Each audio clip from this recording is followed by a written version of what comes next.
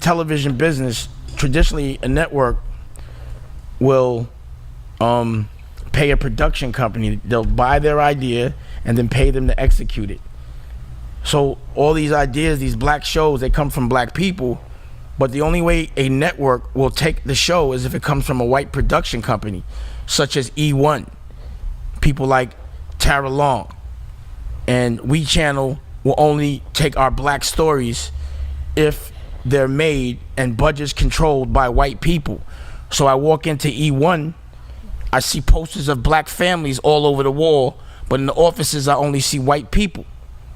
And the dysfunction that they cause and try to capture, they always want to put a camera on us, but you turn the camera on them, oh, get that camera off me, I'm not signing off and all that. They want us to make fools of ourselves, capture that narrative, play it over and over again so you believe it, and they want to make sure that they're not seen at all, and they never exploit their own culture.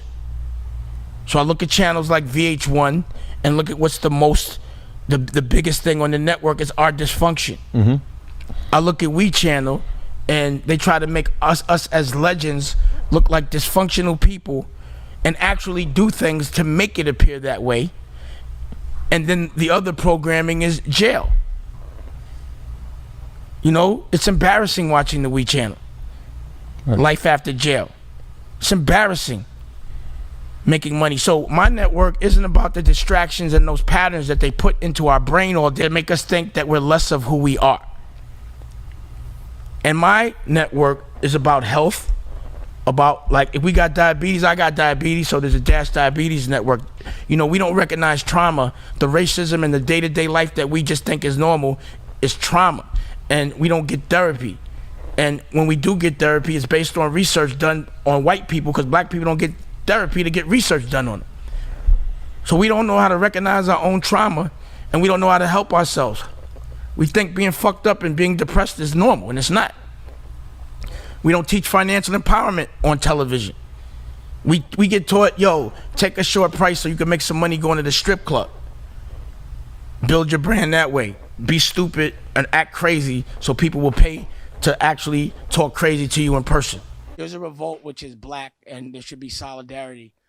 What kind of solidarities do you have within your culture that you're not telling us about? But yeah, there's a degree of that. Like if there was like a BMX dude or a skateboard dude, I feel a degree of solidarity with them. So when you relate to culture, you relate to BMX.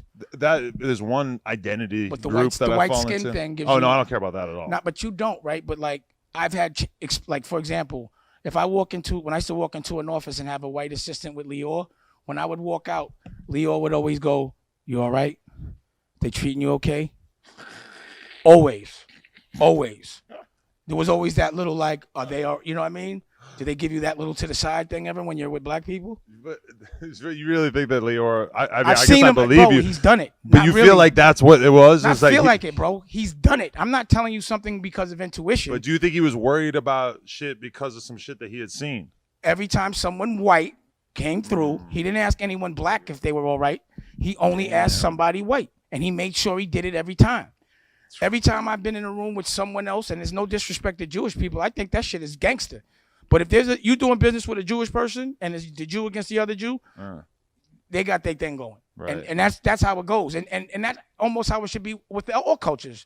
There should be a respect for culture and brotherhood first, to me, but you shouldn't disrespect others to get ahead. That's all. It's just what identity group you want to go with, because a lot of people end up. Well, we don't have a choice, bro. But I'm black. You got a choice, and that's what you got to understand. What I'm saying is you can be black whenever you feel like it. We can't be white when we feel like it. What I'm saying is a lot of people end up identifying with their socioeconomic group, not their race. So once they become a lot of people don't. A lot of most racists are fucking broke and white, and they broke. And they are, and the ones that be shooting up the schools be usually white, and they usually don't have girlfriends. And they have the same, like, you know, social is one thing, or ethnic, or rather as far as like money goes and what money you got. It's really about your perspective on life and who you blaming for your problems. Right. So I just feel like anyone that is racist is always just mad at their life and want to blame somebody else. I don't give a fuck about them, but I do know within any kind of gang unit or crew or team, whether it's the police, religion, when you come in the room, there's a connection you always gonna have, and that always kind of like you gotta have respect for that. That's just, you know, it goes without saying.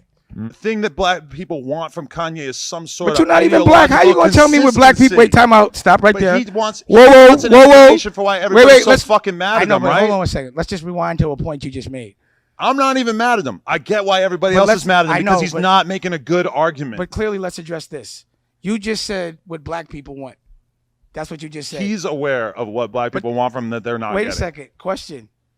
How crazy does it sound for a white man to tell a black man what black people want? Look, you can tell me if I'm wrong, but I'm saying that'd be like but me telling you what talking about how he feels about what black Twitter thinks about him. See, you're only caring about your points. The question I just asked is how crazy is it for a white man to tell a black man what other black people want? Deal with the substance of what I'm saying. But you're not. You're doing that. You're doing that evasive thing. I'm not being evasive at all. I want you to confront my ideas head on. You only care what you want, and it has nothing to do with my ideas either. I'm talking about what Kanye wants. Kanye is clearly concerned with the fact that his people are concerned about his ideas. Okay, let me just say this. In this conversation, we want two things out of it.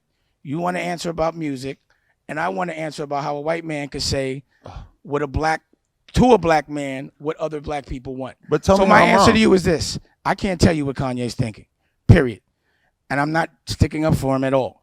I'm telling you my opinion about what he did. But within this conversation, it stimulated another one. How is it okay for a white man to tell a black man what other black people want? And why would it be logical for anyone to listen to that? Answer that question. This is my response. You can't just sweep the Trump shit under the rug like it's not a big deal. People want him to explain the Trump shit in a way that makes sense to them. It's not going to happen. Do you notice you're not acknowledging my question? That's the bare minimum. It's that if you're going to support Donald Trump, you have to explain this in a way that makes sense to people. Adam, do you notice? That's at least what I wanted out of this album. Adam, do you notice you're not acknowledging my question? I'm not. I don't think it's important what race I am when I say that. I'm saying what I think from observing public discourse. I think that there's a level to which people are unhappy with Kanye, primarily because of his support of Donald Trump. Adam, I'm a black man with a question. How is it okay for a white man to tell a black man, oh my God, what other black people want? If you want a real answer, that's not at all what I was doing. I wasn't talking about what a black people want. I'm talking about from my observation, what I see, what people want from him. People want an explanation for the Trump shit. People want him to somehow land on something that ideologically makes sense. If you don't answer questions, why should he? Nature of slavery. That's the nature of slavery. So there's always that one slave that gets spoiled by master so that he could deliver all the slaves, but he's the only one that benefits from it. You understand what I'm saying? So everyone lives vicariously through that one slave because they think they could get what that one slave has. But the reason why that one slave has those things is because he sold out every other slave. You understand what I'm saying? So he is in the house and he's humbled. He's always kissing a ring, but in return, he has all the other slaves kissing his ring or their ring. And that's really how the world kind of works traditionally. You know what I'm saying? Stay the fuck away from all of that shit. What I learned is this is a program that they enjoy for entertainment. Sit back and watch. But you got to think about it. You know, when laws were passed to be made for hundreds of years, not for 10, 20. And laws were made fresh off of people having slaves. Right. So most of the time, those people were like, oh shit, what are we going to do? It's illegal to have slaves. You got to get them to be slaves again. Let's make laws that they cannot actually abide by. Keep them broke so they fight each other all day, kill each other, go to jail.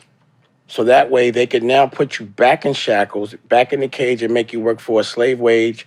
Instead of master, let's call it warden or CO. And now it's completely legal. It's a program that must be broken. Do you notice that courthouses, jails, schools, and hospitals all look exactly the same? Yep. You think that's a coincidence? No. Why wouldn't a school be on like a beach or like someplace nice, or a hospital be someplace inviting? What rehabilitation can you give someone from putting them in a cage and treat them like a dog? I don't get it, but I do get it. I don't expect my oppressor to give me anything. Especially freedom. Yep. And the thing about freedom is it's cheap, but it's priceless at the same time. Ask someone that doesn't have it. We jeopardize our freedom to survive. We hurt each other. We never hurt our oppressor. We only hurt each other. It's a program. All in they Florida is racist as fuck, right? Facts. But it don't matter to me because I'm looking at how other people are acting, and the reason why I was like, damn, if I had to work for a racist, that would really suck. But I never have to work for. I'm the boss. A racist can't even be a racist around me. If you get cute like that, you get fired, and I might not get teeth out. Period. So I don't even know if you're a racist. And if you got to work for a black man and you're a racist, that's your karma. But I don't never have to feel you never have to feel racism when you're the boss. Period. I don't know what it feels like. If I can't fire you or I can't hire you, then I'm usually not fucking with you in a way where there's any control of my destiny. You can't be a part of what's happening in my future if you in control. Like, I gotta be in control. And the only way to be in control is to be the boss. The only way to do whatever you want in your own house is to buy the house. It's the only way. How come you never talk about the positive stuff? Because I'm black? Because you're a Republican?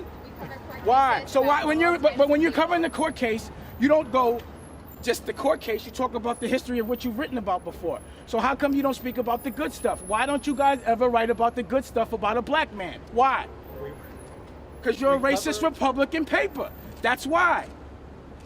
And I know it's killing you that Obama's in office. I know it's killing you. And I know it kills you that you went to college to write for a paper that's not credible, period. So why is it that you don't talk about the good stuff? Ever, not today. Why don't you ever talk about the good stuff? Why do I have to be going crazy because I'm asking you a question instead of you guys asking me? Why am I crazy for that? Because that's our job. That's not that your job is to report bad things about other people for money. But you don't ask questions about the positive stuff. Why not? Because we're covering what's happening. So why don't you cover what's happening? You know you don't. You talk about other things other than that. You always talk about things that you perceive as bad. You never talk about things that are good. Why not? And then when you do, you try to downplay it. Why don't you say he has art galleries around the world? He has independently owned companies that do well over $50 million. He employs at least 10 people at any given time. How come you never say that? Why? Just as many people that are going to see this are going to see you. Yes, trust me. I'm going to make sure of that. Yeah, it's going to happen. It's taken. Right or wrong, Josh? Anything else? You're not going to answer my question? You have no answer to my question. Why won't you report about the good stuff? I've answered your question. All you're saying is only talk about court. Why don't you guys ever talk about the positive things that I'm doing instead of just the negative? Why? Do you culturally want it to look like a black man that's independent is doing bad? Is that why? I write stories. Why would anyone believe the Daily News? Nothing you say is credible. You only talk about things that you think are going to sell papers. So yeah, people buy into negativity, but why wouldn't you talk about the positive aspect to this whole situation? That a person under scrutiny can still do business and still employ people. And I can pay everybody else's bills, but y'all just want to talk about the ones that aren't paid to mine that y'all think. The same exact tax bullshit for 5 years. Get a new story. All I care about is how good I look later.